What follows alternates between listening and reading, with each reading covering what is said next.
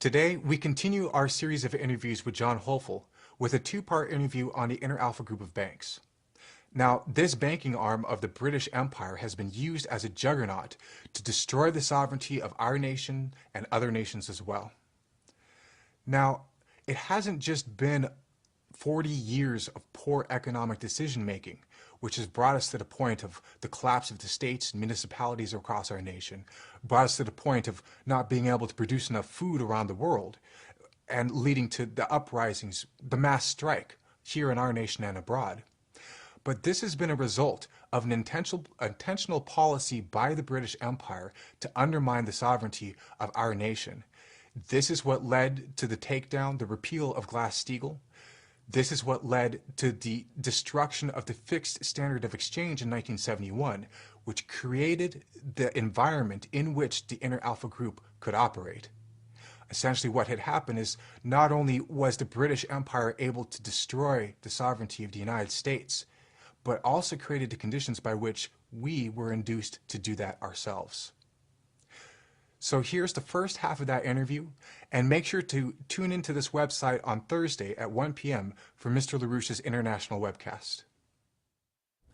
Hi, this is Dennis Mason.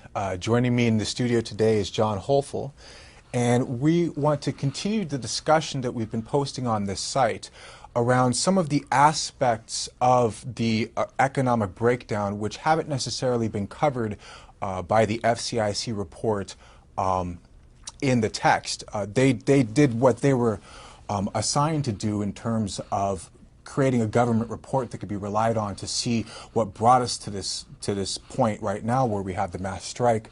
It's clear to everybody around not just the United States but the world that this economic system is not functioning. It doesn't take care of the people and is disintegrating out from underneath us. So today we wanted to cover the founding of, well, not necessarily founding of, but the actions of what has become known as the Inter Alpha Group of banks, which was established in 1971, shortly after the abolishment of the fixed exchange rate.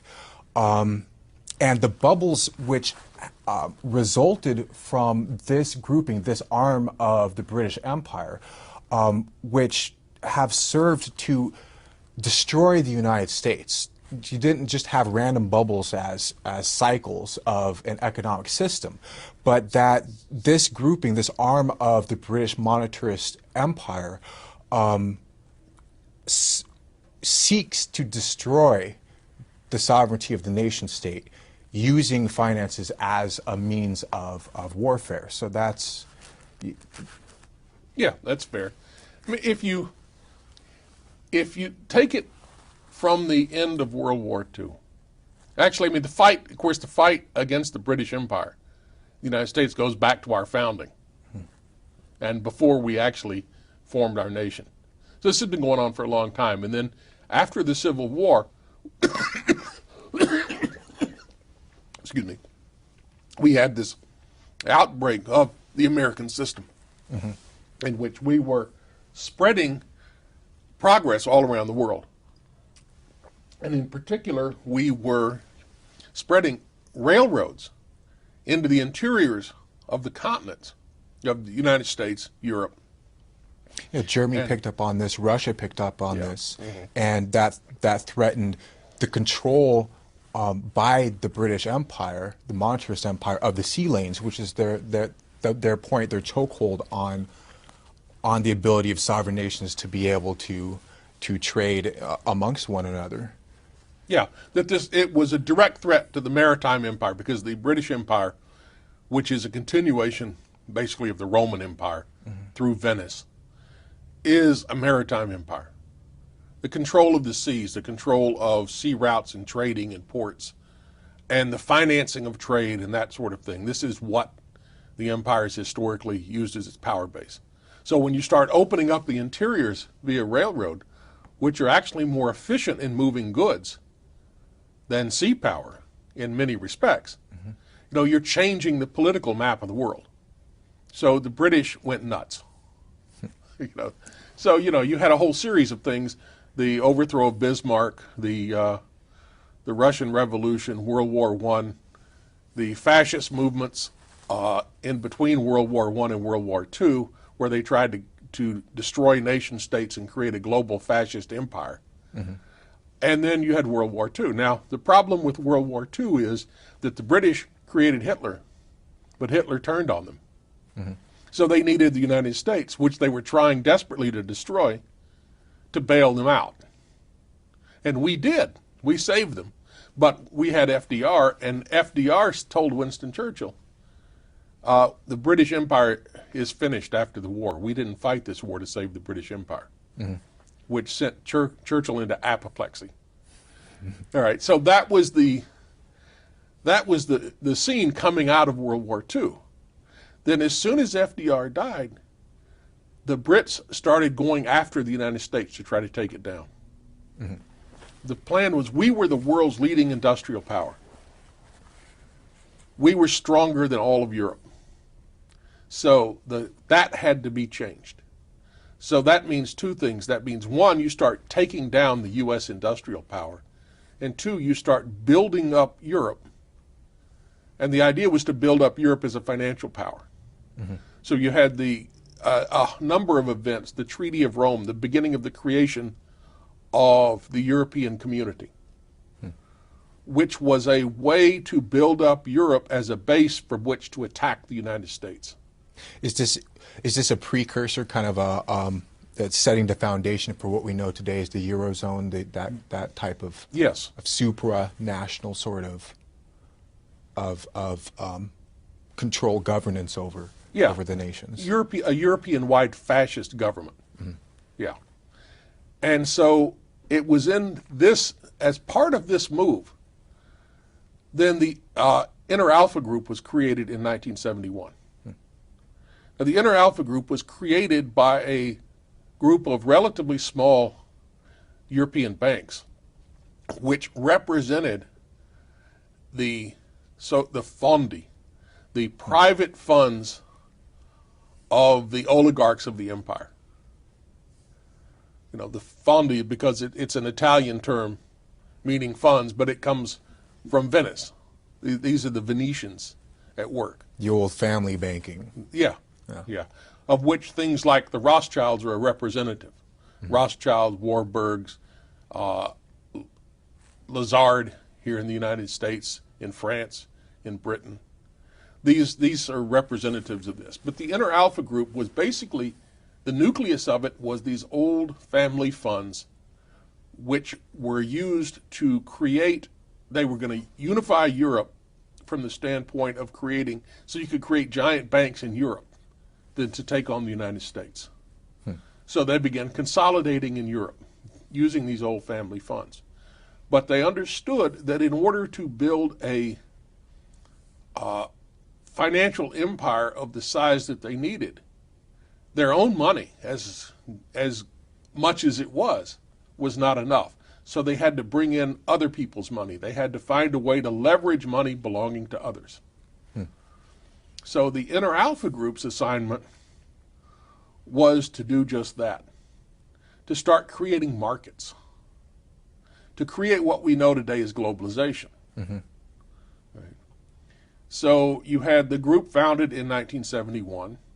In 1973, you had the Egyptian-Israeli war, which led to the oil boycott against the United States, which created the spot market. This was the basis for the creation of the spot market in oil, which then shot oil prices up and started creating this pool of Eurodollars that could then be used by the Inter-Alpha Group for their own purposes and for speculation against the United States.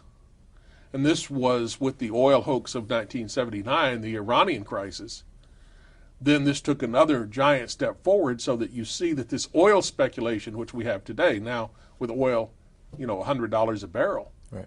This is a continuation of that same process. This is a giant pool of money which is being looted from nations around the world in order to fund this Inter-Alpha operation. As well as other things like the whole BAE and Al-Yamama scandal, I guess is one way to put it, in terms of funding different aspects of terrorism funding, things like the capability to pull off 9/11, funding the capability to have different military groups to then cause chaos in different regions in order to maintain the ability to have governance over different regions. Also, it seems to be part of that. Yeah, and another major element of this is dope. Yeah. The global dope trade, which the British Empire controls, which British banks and the inner alpha banks control. And you see this, this goes back to the days of the opium wars against China, in which the British would force Indian opium on China at the point of a gun. And that's never really changed. You can see that today in the way in which the British are protecting the opium trade in Afghanistan with the help of President Obama. So, and if you shut down the drug trade, it would basically collapse the global banking system, because they need that money very much. And if you look at the spread, there's no accident that the spread of European banks largely into Mexico is what made it possible for the drug trade to start taking that nation over. It wouldn't be possible without the banking networks. That where the drug trade flourishes, the banking network is always set up first, because otherwise the drug trade would choke on its own cash. So banking, the bankers are an integral part of the drug trade. And the people who, if you follow the money instead of the dope, money always goes back to the boardrooms, in the city of London and in Wall Street and places like that. So the dope trade, the funding of terrorism and other operations, we've seen this in the case of one of the founding members of the Inner Alpha Group, Bacco Ambrosiano of Italy, was very much tied to the P2 Freemasonic Lodge, which was involved in running terrorism in Italy, which was had a bunch of old Nazis and Mussolini black shirt people, that they were deploying for various purposes, and they were running drugs and running guns. And, this is just pure crime, organized crime. And that gives you some insight into what this Inner Alpha Group is. But as it spread, it was spreading in Europe as Europe was consolidating, the European Economic Community, the European Union, finally the Euro. In the United States, you had a similar process of consolidation of the financial side of things. You had, in 1968, you had the Bilderberger meeting in Canada, where this idea of the world company was put forward, that you'd have the cartels, corporate cartels, replacing nation states as the rulers of the world. That the bankers would run the cartels and the cartels would run the world. And this was explicitly against the nation state. It was explicitly Malthusian, that you can't trust nations to manage resources because they tend to think that the resources in their borders belong to them. And they don't. They belong to the empire. Well, it seems that at that point in time, 68, this is before the collapse of the fixed exchange rate system. Yeah.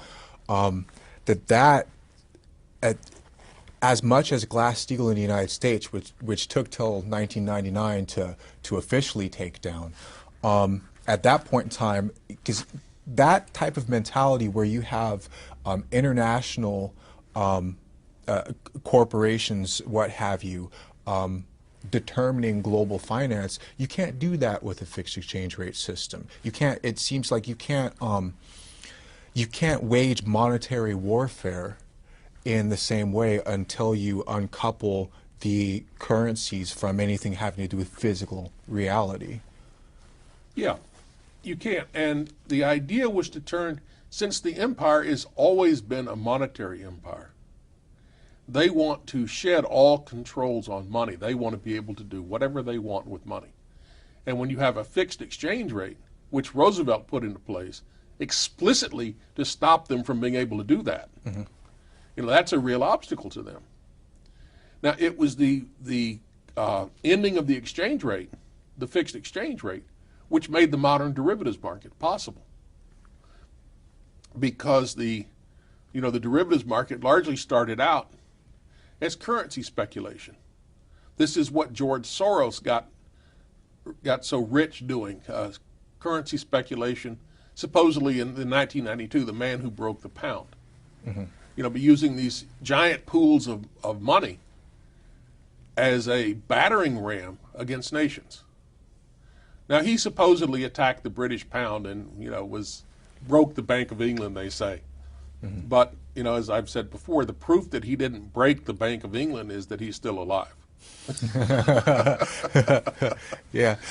And also as part of the move to take down the fixed exchange rate system in the first place, they actually had to sink the pound in order to create the conditions. The British Empire aren't concerned about defending their people if it's in their geopolitical interests to get something done to be able to expand their monetary empire. They'll easily sacrifice their people or their own currency.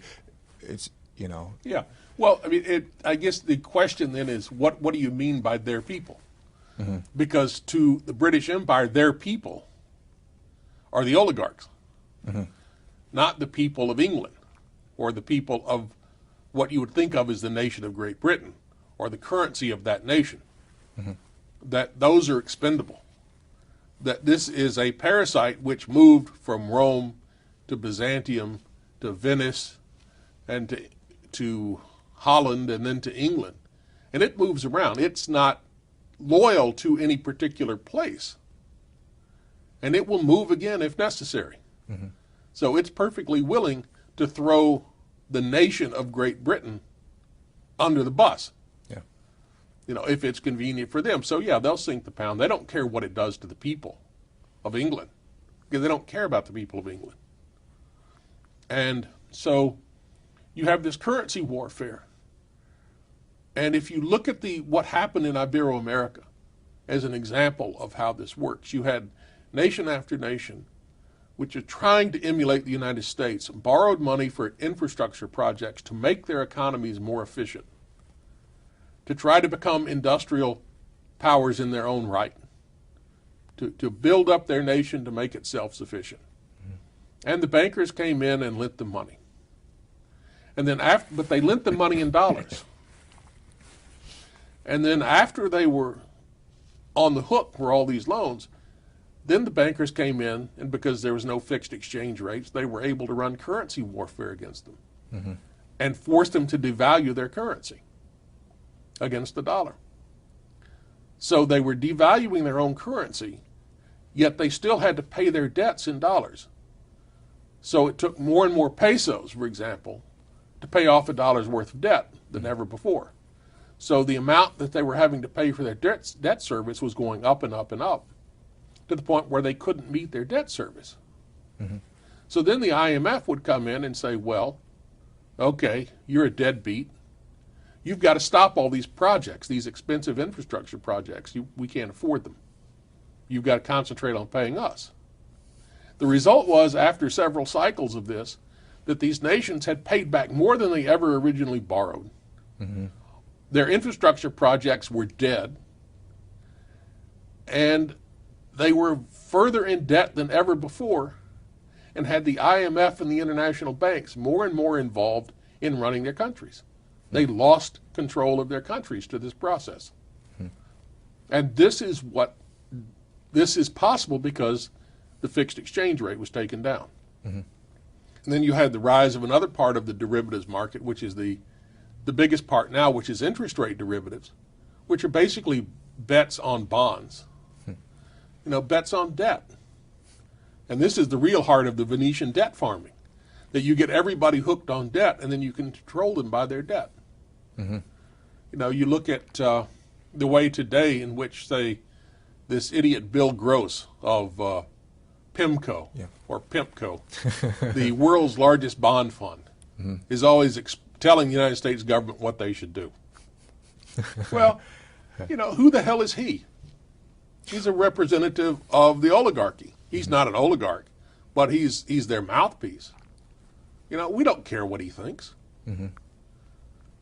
Well, that's exactly what one aspect of what's happening right now around the states is that you have the states which are indebted. They can't generate their own credit to get out of the debt themselves, and so being technically in debt on paper for as a result of being swindled over the last decades into rolling over these kinds of debt streams in order to seem more prosperous and have the money flow to get to the teachers, the firefighters, and this kind of thing.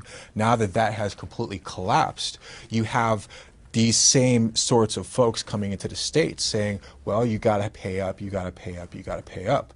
What does that mean? That means cutting police, cutting fire, cutting state services, cutting Medicare, Medicaid rather. And the people aren't tolerating that. They're not going for it. Well, who are the people who are demanding this austerity? Let's take one example. Let's take the case of Peter G. Peterson. Pete Peterson. Pete Peterson, yes. A real stuffed shirt. Okay. Now, Pete Peterson comes out of the University of Chicago, which is as fascist as it gets. The Chicago School is fascist economics. That was what was the basis for what happened in Chile with Pinochet, Yeah, right? The Chicago right. Boys, this whole Yeah, method. Milton Friedman in his defense of the drug trade. Complete free enterprise. We can do whatever we want, and you don't have anything to say about it. All right. Now, he was picked up by Lazard and put in as the head of a company called Bell and Howell, which, you know, no big deal. But back then, this was when movie projectors were the big thing. So it was sort of a media company in a sense, right? All right. Then he was picked up by George Shultz to work in the Nixon administration to head the team writing the justification for taking the dollar off of gold. All right. When Pete Peterson was in Washington, his blind trust was administered by Felix Rohatyn of Lazard. All right. So this is a Felix Rohatyn boy. And since Felix Rohatyn is a fascist, it should be no surprise that Pete Peterson is a fascist. All right, so Peterson was there. I mean, he didn't do it. He was just one of the figureheads there to do it. I mean, he was never so important that he actually was the guy who did something. You know, he was just a flunky as part of the process. All right, then after he got through in Washington, he went to Lehman Brothers, where he was brought in by George Ball, Mr. World Company. All right. Then he was at Lehman Brothers for a while. He was finally pushed out as the goal of the Inter Alpha Group to create these markets and to create the traders, people who were involved in securities trading as the big power on Wall Street, which is what they did. Then he was then eased out of Lehman Brothers and went off to found Blackstone Group. All right. But he has always been a creature of the Inter Alpha Group, basically. And, you know, when Blackstone went public, one of the people on its board was Lord Jacob Rothschild, the guy who runs the Inter Alpha Group. You know, so this tells you what the Blackstone Group is, right? Yeah. Okay. So this is Pete Peterson, the guy who's now this billionaire who's telling us and funding all of these operations, the IOUSA, all of these operations to tell us we're spending too much money. He's just a parasite. And he got rich by being a whore for the Inter Alpha Group. You know, so instead of listening to him, we ought to throw him in jail. Yeah. Yeah, you should take what he says as a confession and act accordingly. You know, these guys, if you investigate them at all, you start running into crime after crime. So it's never any problem to find the things you can throw them in jail for. You just have to have the political will to go after them. You know, but that's an example of how this works. And so, you know, the billionaires who are telling us we're spending too much. We have the bailout. We have unlimited. The federal government has written a blank check for the bailout. It's warping the whole economy. The central banks are warping the whole world, in order to continue to fund the bailout of their system. Because without taxpayer money, that system would collapse, would have collapsed, 2 years ago. Mm-hmm. So the only thing keeping it alive is taxpayer money, and they're sucking money out of nation states at an astonishing rate. And then they turn around and they tell the nation states, you guys are you're not fiscally responsible. Right. You're spending too much money. So, what do we have here? Cut your Social Security. We can't afford it. We need that money for our bailout. Mm-hmm. You're spending too much money on education. We can't afford health care. We can't afford police departments. We can't afford fire departments. We can't afford to pick up your trash. You people need to take your own trash to the dump. You want water? Dig a well. We can't afford you. This is our money. We need it. Mm-hmm. That's really what they're saying. And this comes straight from the top, from this tiny percentage of the American population, which is super rich, which is part of this British imperial system, and which is determined to protect it. Mm-hmm. Because they're not independent of Britain. This is the British Empire at work. And elements of this empire, it's an empire which is worldwide, that there are elements of it which are located in the United States, that this Venetian parasite is all over the place. And they're the ones telling us that we have to cut back. Mm-hmm. They want to take us back to third world living standards, just like they've suppressed the nations of Ibero-America, and just look at what they've done to Africa. Yep. And that's what they're trying to do to us. And this is deliberate. Mm-hmm. This is genocide. They've said, Prince Philip has said, 2 billion people in the world. Yeah. Yeah. All right. This is what the Inner Alpha Group is designed to do. You have a plan which you destroy the industrial base of the United States. So you're not producing anything anymore. You're not creating wealth anymore. Right? In order to make up for that, you start creating all these financial games where the people who are rich can get richer and richer. Mm. And the people who are not rich, well, they just sort of drop off the edge, right? Mm-hmm. Look at the tax codes. The tax codes are all designed so that if you have money, it's easy to make more money. That the taxes are paid by people who work for a living and not by people who live off their investment incomes. Mm-hmm. The whole thing is structured to be unequal. And so then this thing, the bubble, the casino gets bigger and bigger while the economy underneath it collapses further and further. Well, as part of that, as part of the building up of the bubble, because you did used to have the case in this nation where if you were, the now fabled middle class, and you were looking toward sending your children to college or buying a home in which to live, these kinds of things, that there were ways in which you could safely invest in order to have these kinds of things. For example, into the water and power and general public utilities were low-risk investments, bonds, these kinds of things. That at the time where, like, for example, the idea behind a 30-year bond, right, is that at the end of that, you would have a nice, safe investment such that you could rely on that to then determine your future, determine how you're going to live later on. Where when you had these things taken down, for example, one thing I remember when I was younger was the savings and loan crisis, which was a big deal. And these kinds of and then what you had with the Enron method of economy, if you want to call it that, swindle, crime, which has become regular economy today, everything that was stable within our economy has been taken away, such that anybody who is looking toward the future has no choice but to, if you're thinking, okay, you're in your 20s or 30s, some 5-10 years ago, and you're thinking, well, okay, where do I want to be 20 years from now? So what other opportunity do you have other than joining in this casino economy, where it seems that the situation was created that the only option for people to try and act on a future that they had in their imagination was to get involved with this casino economy. That became the general norm for society. Yeah, which, I mean, this is what the Inter-Alpha Group created. Right? Yeah. That the idea is that you take away stability and then you sell insurance, the derivatives market. To insure against the risk. To insure against the risk. Now, you know, it's a variation of the old mafia extortion racket.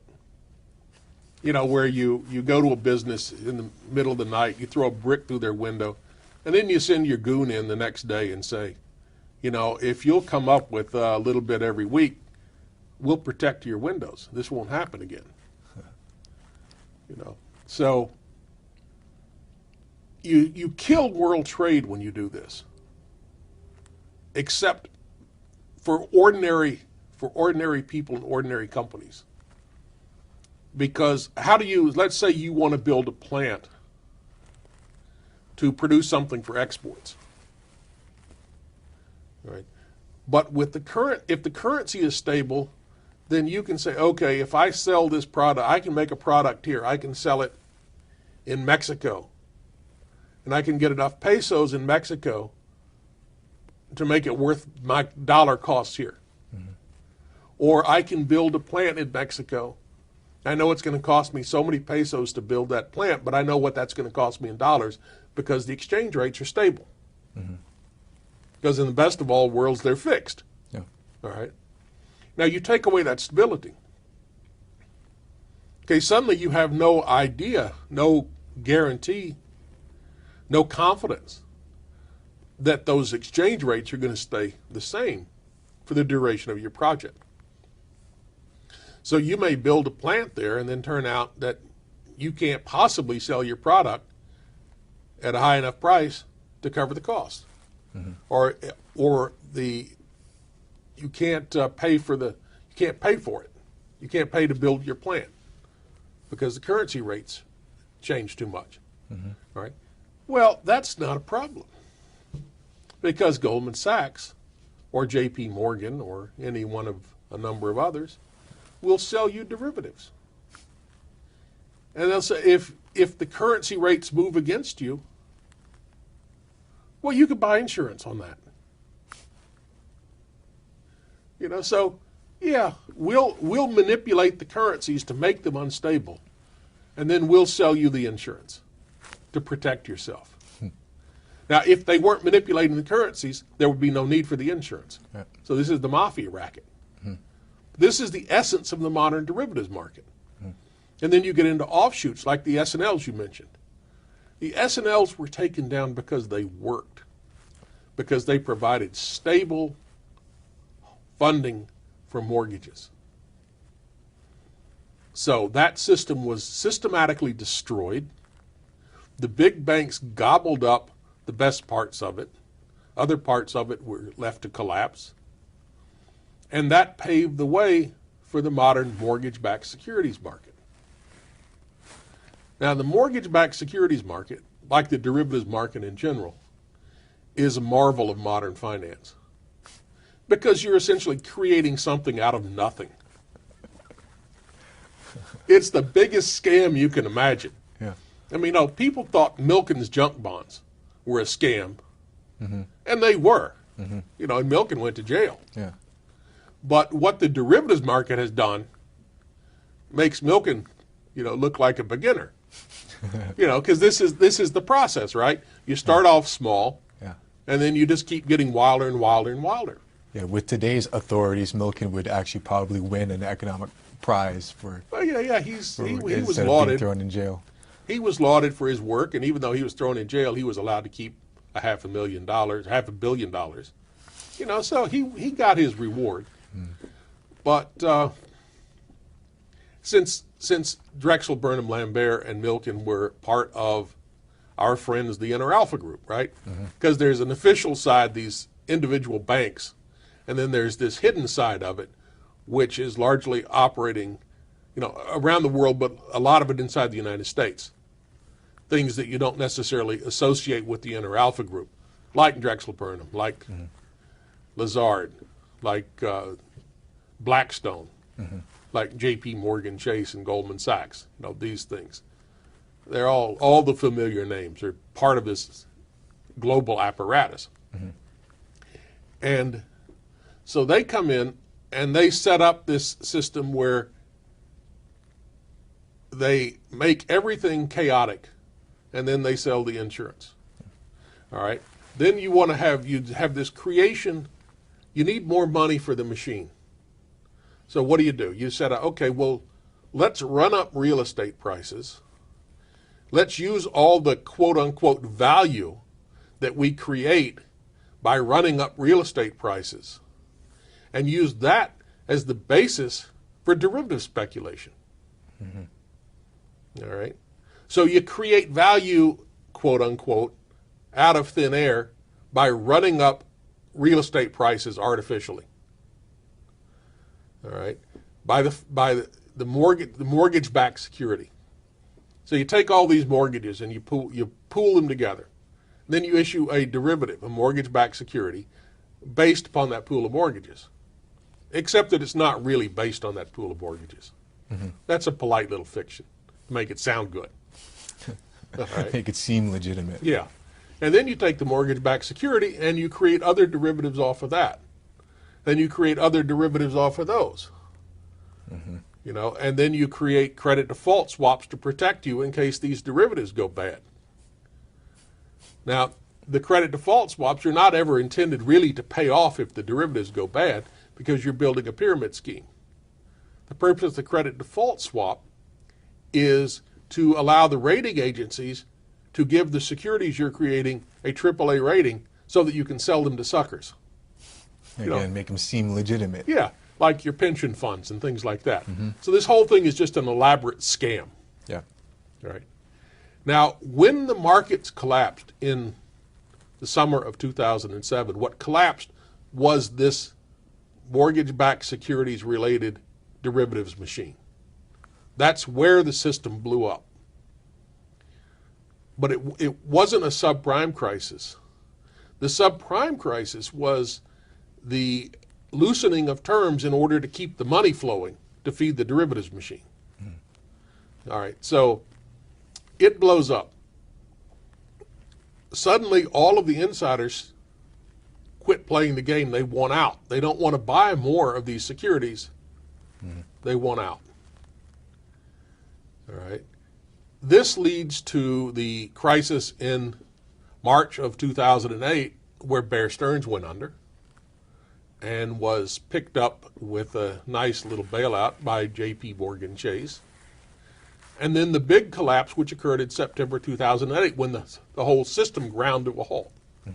The whole system was going under, just like Lyndon LaRouche said it was going to.